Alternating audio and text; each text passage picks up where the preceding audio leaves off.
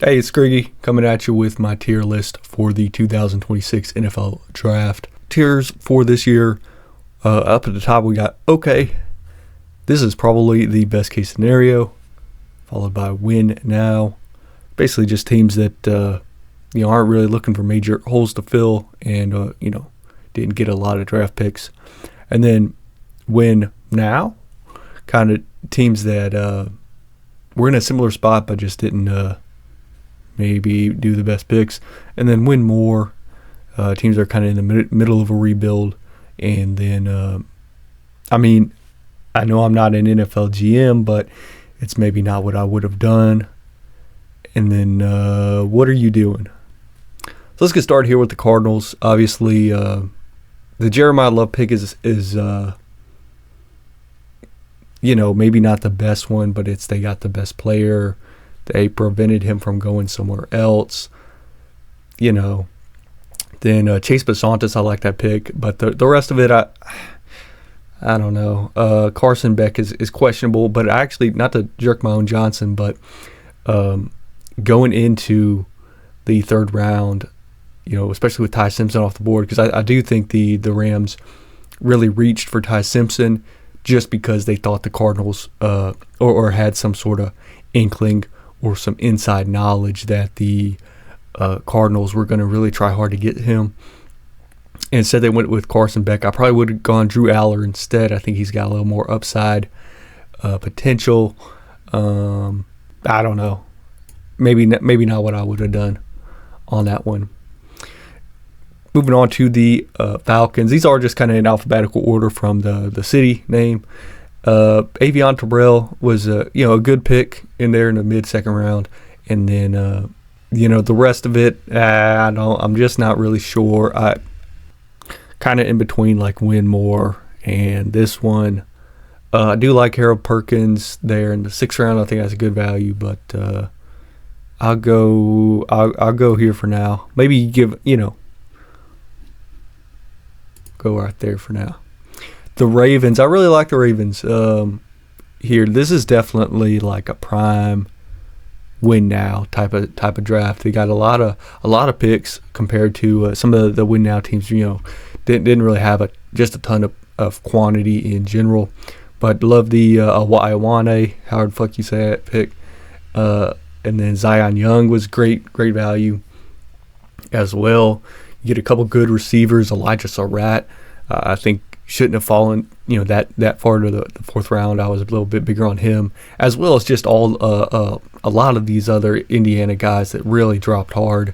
And then shout out to Ryan Eckley from Michigan State. I am a Michigan State fan. So, very solid draft for the Ravens. The Bills, on the other hand, kind of in a similar spot, trying to get over a playoff hump and really get to the big game. I don't think it went as well as the Ravens did. Especially these early defensive picks with TJ Parker and Igbinosun, and then waiting until later in the 4th round to get Skylar Bell to help out at receiver. I don't dislike that pick. I do think it's a good value pick. I just think that there were some better receivers, especially Denzel Boston was still there for the Bills to take, and they didn't get him. Just not. I like Jalen Kilgore there later in the 5th, but other than that, I'm a little iffy on this one from the Bills. Moving on to the Panthers, it's not bad. I'll go Win More.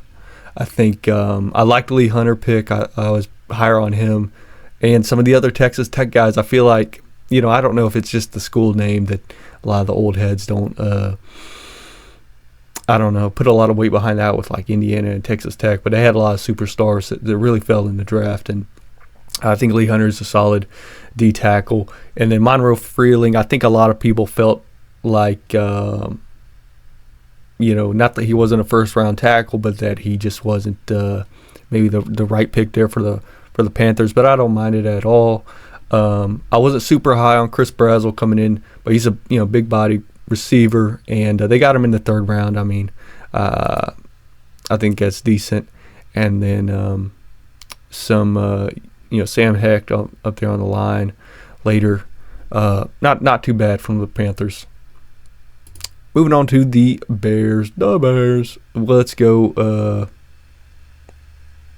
I like a lot of what the Bears did. I'm not a big Bears fan in general. So, but it's a good draft. I'm gonna go win now for the Bears. I think this is a team that's got a lot of pieces. Is going to maybe be better than it's been in some time. Dylan Tiedemann in there in the first round. Can't believe the Vikings let him go. We'll get to that later. Logan Jones, Sam Roush, Xavier Thomas there, and then taking just some good defensive depth there in the later rounds. I think a good solid draft for the Bears. On the Bengals, I'm a little conflicted. I do think there's some good picks here. The Colby Young one maybe wasn't my favorite receiver to go, but they got some good interior offensive linemen. I think Jack Indries in the 7th round, as well as Landon Robinson there on defense as well in the 7th round. Those were some really good value picks. I'll still go win more just because I feel like, maybe I don't think it's crazy draft. They didn't get a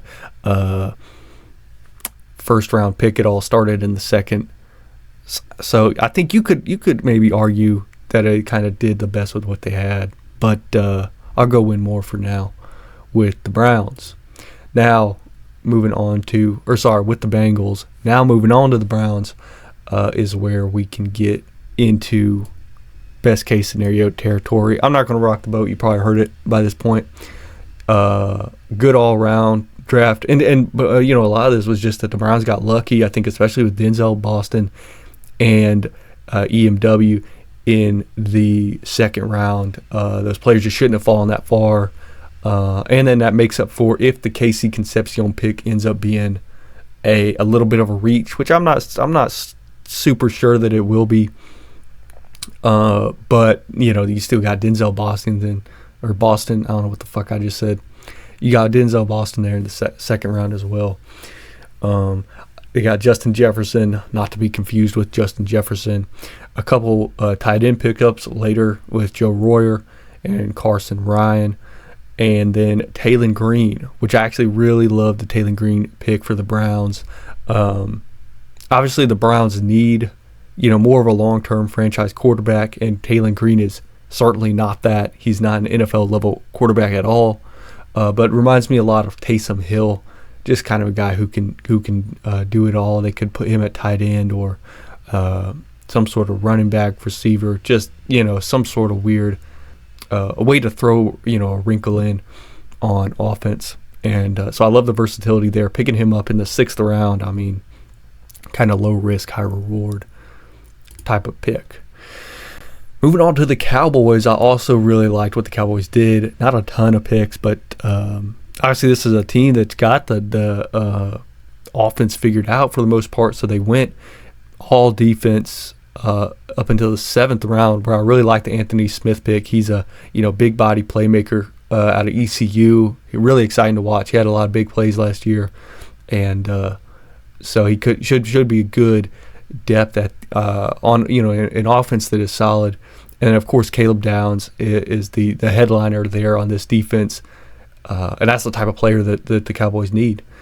Malachi Lawrence also in the first. I wasn't super big on him, but they run back with another edge in the 3rd round, and then Drew Shelton on tackle. So Anthony Smith wasn't the first offensive pick. I think I said that, but LT Overton also in the 4th. Yeah, I'm excited for the Cowboys this year. I think this could be a much improved team. All right, the Denver Broncos. This is a team, I think was kind of going to be in this win now territory, and then I was kind of like win now, and then now I'm almost dropping down to here. I'll go into benefit of the doubt here. I will go win now, but I think the just because, maybe you shouldn't judge it super harshly because they started picking in the third. Still, the Tyler Onyedum pick, not super big on. I think Jonah Coleman could be okay just as, a depth running back there in the fourth. Same with Cage Casey and Justin Jolly.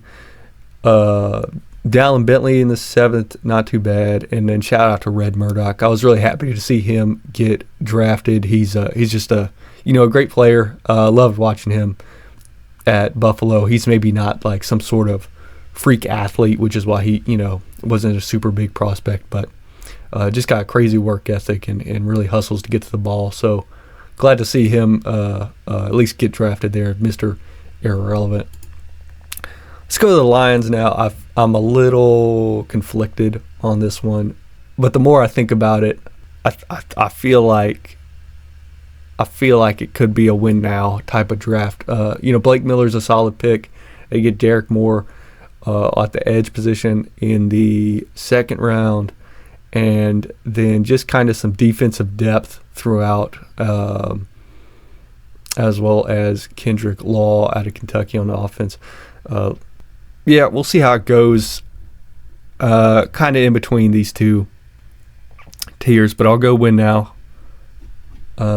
Maybe I'm being too nice, but that's where we'll go. All right. The Packers, I would say, are a firm win now team.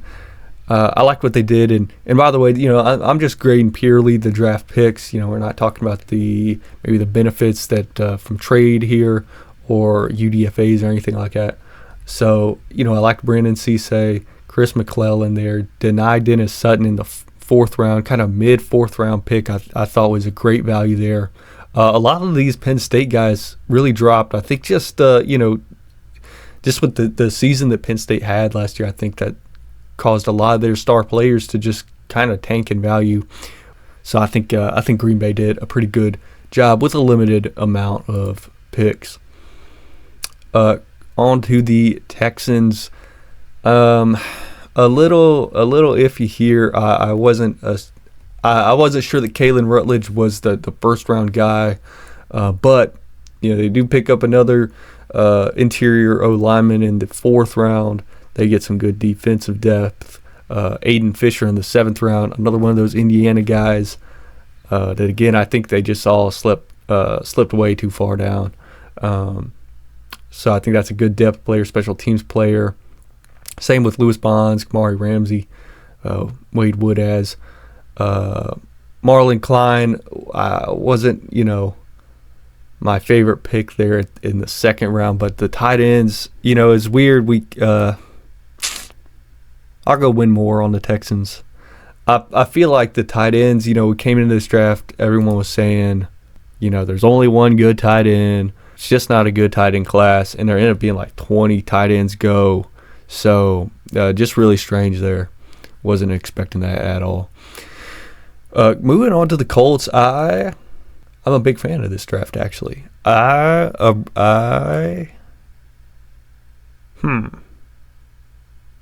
This might be a little higher than most people, but I'm going to say best case scenario. Considering the Colts don't have a first-round pick, first couple picks, you get C.J. Allen and A.J. Halsey to be strong defenders there. I like the Bryce Betcher pick there in the fourth round as well at linebacker. Follow that up, with in the later rounds, some day three edges and George Gums and Caden Curry. I think this could be a pretty good draft class. I like what the Colts did. On the flip side, the Jaguars. I don't know. I don't really have words for this one. I think the Emmanuel Pregnon pick is the only thing that saves this from being, as well as some of the late, like 6th, 7th round picks aren't too bad. But some huge reaches here in the early with Nate Berkshire and Albert Regis there. And then I think the Jaguars just got lucky that Emmanuel Pregnon slipped the way that he did down there into later in the third round to where they could get him. Just not super excited when this is a team that was kind of on the edge of finally being decent for some sustained period of time. Going on to the Chiefs, they trade up big time to get Mansour Delane. I mean, not big, they didn't move a whole lot, I guess, but really wanted to go after Mansour Delane and then picking up Peter Woods in the first round is good for that defense. I like the R. Mason Thomas pick. I think I was pretty high on him coming in, as well as Jaden Kennedy in the fourth round. Just a lot of good defensive players. And shout out to Garrett Nussmeier. I like the pick here in the seventh. Obviously, I'm gonna go win now. Although you could make an argument for this being a top tier draft. But yeah, quick note on Garrett Nussmeier. If he could be, if he gets time to heal and learn at the NFL level, he could be one of, if not the best quarterbacks in this draft. Obviously, we've got Fernando Mendoza there, but I think if you take Mendoza out and compare Nussmeier to Drew Aller and Carson Beck and Ethan Kaliak-Manis, I think there's more upside with Nussmeier, especially with a seventh round pick. I mean, why not? Chargers, I also really liked what the Chargers did here. There's passing on Pregnon to go with Jake Slaughter at the interior line is one of those where it's maybe not what I would have done, but perhaps they know more. They've spent more time with him than I have, certainly. So I'll trust him on that one. Brendan Thompson at receiver, I wasn't super big on. He kind of reminds me of Dree Archer from a few years ago, I guess, or maybe more than that. Time flies. But just a guy who's got blazing speed, but I mean, he's like 160 pounds. It's just hard to see him really get into the lineup at the NFL level. And then just filling in with some offensive line depth, defensive tackle as well. I like what the Chargers did. I'm going to go win now. I think definitely better than, say, the Broncos did to get ready for this upcoming season. So now we're with the Rams. Not a ton of picks. Only 5 picks. They trade up and go with what is, generally viewed as a big reach to get Ty Simpson at 13th overall. Here's my take. I kind of said earlier, I think the Cardinals wanted Ty Simpson. I think the Cardinals were going to try to get him in the first round. And I think the Rams also wanted Ty Simpson. They didn't want him to go to the division rival. They didn't need a whole lot coming in. I don't think it's terrible. And I'm not so sure that Ty Simpson would have been there later in the second round. Where the Chargers do get Max Clare, I think that's decent value. Keegan Trost in the third. And then, you get a 7th round D tackle who will just be depth or not make the team maybe. It is what it is. And, C.J. Daniels in the 6th round isn't a terrible pick. I don't think could be a decent special teams guy. I'm going to go win now. I don't hate what the Rams did. But, maybe that's just me. I am a Seahawks fan, by the way. Fernando Mendoza, of course, goes number 1 overall to the Rams. Then they get Trayden Stukes. I wasn't huge on him. And then going with Kieran Crawford at edge. At this point, I was actually getting a little worried just because I felt like the Raiders should be drafting some interior linemen. They go with Trey Zune eventually in the 3rd round at the center position. And then, I feel like a lot of people are really big on this draft, and I just, they do get, I like the Jermod McCoy pick. He slips super far down, and that could end up being really within one of the ultimate steals of this draft. I like the Mike Washington pick. And then just kind of some depth players later in the draft. I'm just going to go win more. I don't know. Not as high on that one as maybe some other people would be. The Dolphins, this is one that really feels like quantity over quality even though you normally don't have to say that with the draft because you're not really like, it's not like you can pick more if you don't take good players early on. I don't know. So yeah, not huge on using the 12th overall pick on Caden Proctor. That being said, I mean Chris Johnson, Jake Rodriguez, Chris Bell, I think is a great was a great value. Michael Taft, Maxwell, and on defense later, I thought were decent values. Kevin Coleman Jr., decent value. The Sedor Traore tight end pick in the 5th round made no sense. Terrible pick. DJ Cam, I mean, it's you get to some of these later ones, I don't know. I'm gonna go not what I would have done, but yeah. Moving on to the Vikings. This one is on the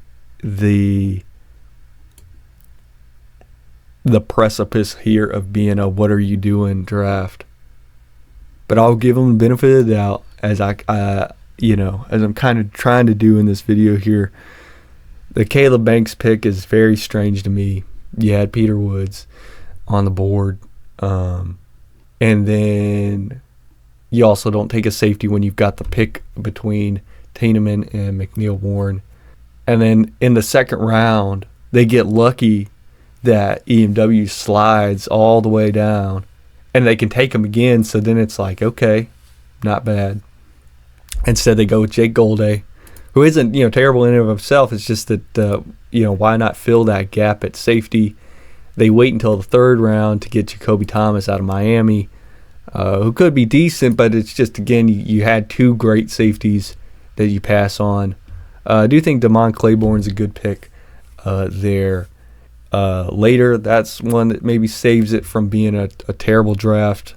The Max Bredesen pick was interesting. No hate on an old time type of fullback player, but just not sure if that's the guy that you need to take in the draft. Dominique Orange and Caleb Tiernan are decent picks as well. They're in the middle rounds. So not what I would have done, but it could work out. Especially, if Caleb Banks stays healthy, that pick could end up looking really good. But I'm not big on it for now. The Patriots, I think, did it pretty well. I like Caleb Lomu and Gabe Yakas. I like the Raridon pick. I think a lot of people thought that was a little bit of a reach. But, when you get with the just the way tight ends were coming off the board this draft, I don't hate it. The Karan Prunty one in the 5th round, corner out of Wake Forest, who had no draft buzz coming in. That one was a head scratcher, especially just because, it's not, I'm not saying he's ass or he can't do anything for this team, but it's just the type of guy who you got to think he would have been there in the 7th round. He was just not high up on really anybody's board. So spending the 5th round pick on him was a little interesting. And then Baron Morton coming in. He didn't have quite the season that you would have thought, as well as Jam Miller at running back. I think are some decent offensive backups there to get out of the 7th round. All right, let's do the Saints. I'm a little conflicted on this one as well. I feel like there's a chance that this could have been, was this best case scenario for the Saints? You get Jordan Tyson, you get Bryce Lance, you get Barryon Brown late on day 3 as well at to fill in at the receiver position. You get Oscar Delp at tight end, Kristen Miller on D tackle, and Jeremiah Wright as well as at the interior O-line. I like it. I think I originally was thinking more win war, but the more I look at it, I like what the Saints have done. Fuck it. I'll go best case scenario. The New York Giants, I liked picking Arvell Reese in the 5th round, although I could definitely see the argument that you go Caleb Downs instead. And then Francis Marino in the A few picks later as well was great. I like the Colton Hood pick. I think he slipped a little bit more than people thought he was going to. They didn't have a ton of picks compared to some other kind of, not great teams, to put it nicely. And, Malachi Fields, I think maybe you don't go him, but he's just a really big body guy. And I tend to, really like some of those big body, perhaps a little old fashioned type of receivers. And then Bobby Jamison Travis, I think, is also, as well as we'll throw in there J.C. Davis and Jack Kelly, all in the 6th. I think those are some good developmental players that, you don't spend a lot on them. They're in the 6th round, so you're just limited in the risk. I think it was a really good draft from the Giants. I'm surprised the Jets didn't go Arvell Reese. That was who I had them taking. Instead, they go David Bailey. Not bad. He's obviously a good player. The Kenyon Sadiq pick. I think when it happened, of course, people were thinking that's a reach. Go with, one of the top tier receivers who are on the board here. But, again, the way that tight ends went off the board in this draft was crazy. Especially when I feel like from the several months ago we were hearing that, Kenyon Sadiq's the only good tight end or something like that. They run it back at the end of round 1 with a good receiver there in Omar Cooper. D'Angelo Pons, another Indiana guy they get in the 2nd round who kind of slipped. Was an under-recruited player, I think, his whole time just coming out of high school into college. And, he finally gets a chance with Curt Cignetti to show out at the big stage. And, I think a lot of players still, or a lot of people are still just doubting his ability based on purely on the size. I think he can be a great corner, or at least a decent corner in the NFL. The more I look at this is one I like BJ Payne there. I'll go win more, but I would hear arguments for best case scenario. I really liked Arvell Reese. I feel like that was the better pick there. And I do like Omar Cooper, but, maybe we'll have to see how some of the other receivers in this class turn out. Maybe Mekhi Lemon would have been a better pick.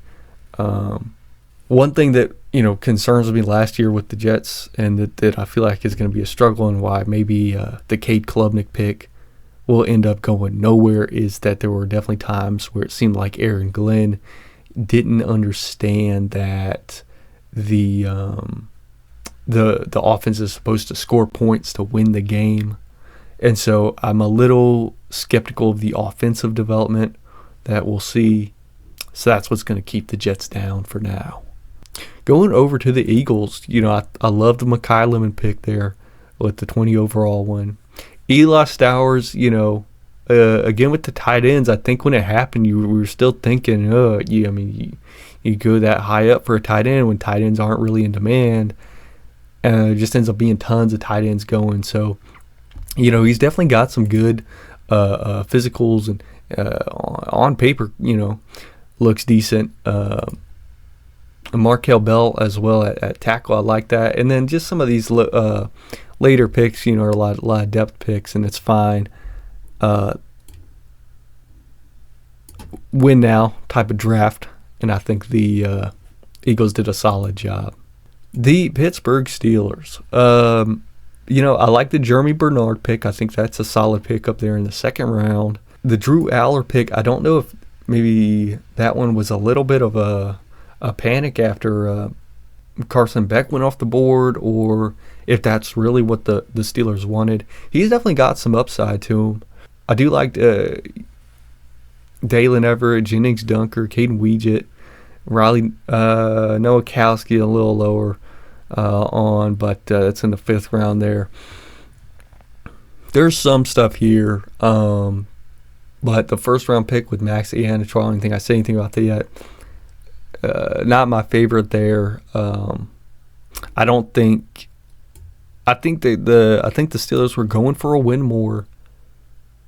But this might kind of this might sound a little stupid, but I think they're going to win less this year than that 10-7 from last year. But I feel like this is kind of where the draft class sits in. Seahawks. I am a Seahawks fan, but I think it was great. I think this is one of the win now teams. I'll go win now, but I think this could definitely have been best case scenario. I like the Jadarian Price pick. I think he's a great back who was in the shadow of someone who is potentially a generational talent at running back. I think, on a different team, Jadarian Price would look like a first-round running back, so I don't think it was a reach at all to take him with that last first-round pick. I like Bud Clark, Julian Neal there on defense, and then Bo Stevens I think was a great value pickup there in the 5th round at guard, and then just some later depth picks. This is a team that I think is looking like it's ready to make another Super Bowl run.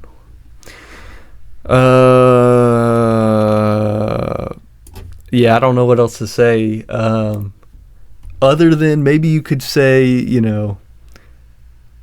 49ers don't get a first round pick, Yeah, but I still don't know why you go DeJon Stribling when you still had Denzel Boston on the board. I don't get it. Romello Height, I don't think that one's terrible. But Kalen Black, and I think I was actually pretty high on Kalen Black coming into the draft. I really liked him last year there at Indiana. But it's one of those scenarios where even if maybe he turns out to be a 3rd round type of running back in his career, did you need to spend that pick on him if he didn't have a lot of buzz going into the draft? The rest of the picks, I don't know. I just don't really see this going anywhere, especially when you're in a division where you're not maybe going to tank the way that the Cardinals can, but then you can't win this division against the Rams and Seahawks with this team where you're at, and it just didn't fill those holes at all. So I don't know what the 49ers are doing, hence the tier list. The Buccaneers, on the other hand, I think this is great. I think this might be a best case scenario one. I really like this one. I love the Reuben Bain pick. I think they got him at a great value there at pick 15. I think he's on par with Arvell Reese and David Bailey, and I think it's without those guys in the draft, he would have probably gone a little bit higher. So I like that. Josiah Trotter, solid at 2. I like the Ted Hurst pick, big body outside guys, my type of receiver. And then Billy Strout and Bauer Sharp there in the late rounds. Demonte Capehart as well, I like that one. I think it's a really good draft. They hit all the holes, and I'm excited for the Buccaneers. I think that whole division is going to be really fun to watch. All right, the Titans. They go Carnell Tate here early, which was not what I was expecting, to be honest. But they still hit a first rounder on defense there at the end with Keldrick Falk, and I thought it was decent. And then coming back in the second round, they go with that linebacker in Anthony Hill Jr., and that really boosted those early rounds for me for the Titans. The rest is a little bit lackluster for me, except I do love the Nick Singleton pick. I think he's another one of those Penn State guys who just really dropped off this year with the rough year that Penn State had. But I think he could really be much better than a 5th round running back. I almost want to go best case scenario. Not that this team's going to be great. I think you still need a lot, but Pat Coogan and some of Carmona on the interior of the offensive line, then Jackie Marshall on the interior of the defensive line, I think are solid as well. So we'll leave them at top tier for now.